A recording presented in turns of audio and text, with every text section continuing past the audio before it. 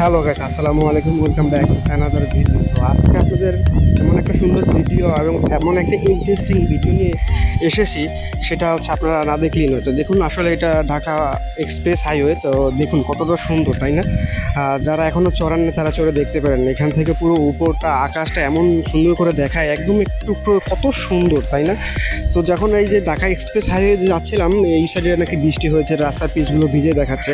তারপর যে দেখা যাচ্ছে হোটেল রেডিসন ব্লু, যা আসলে খুব ভালোই লেগেছে। এটা মনে হয় জাপানের কোনো একটা রাস্তা বা একটা শহরের মতো না। আসলে এটা জাপান বা এটা কোথাও না, এটা আমাদের বাংলাদেশ দেশেরই।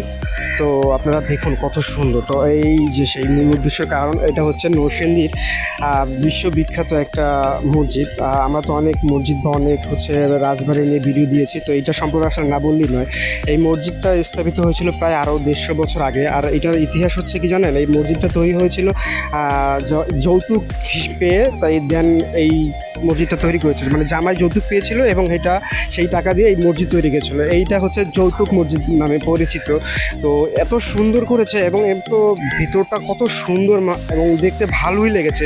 আসলে মসজিদ তো আসলে কখনো অসুন্দর হয় না, তো মসজিদ তো আসলে খুব সুন্দরই হয়। তারপরে দেখুন কতটা সুন্দর করেছিল এবং কতটা মানে পুরনো, মানে 150 বছর আগে থেকেই কত সুন্দর করেছিল। তার মানে উনি হচ্ছে এমন একটা শৌখিন মানে ছিল, হয়তো বা সৌন্দর্যের প্রতি বা আল্লাহর প্রতি খুব ছিল, ভীতু ছিল। এই জন্য হয়তো বা তার মাথায় এরকম সুন্দর ডিজাইন এসেছে।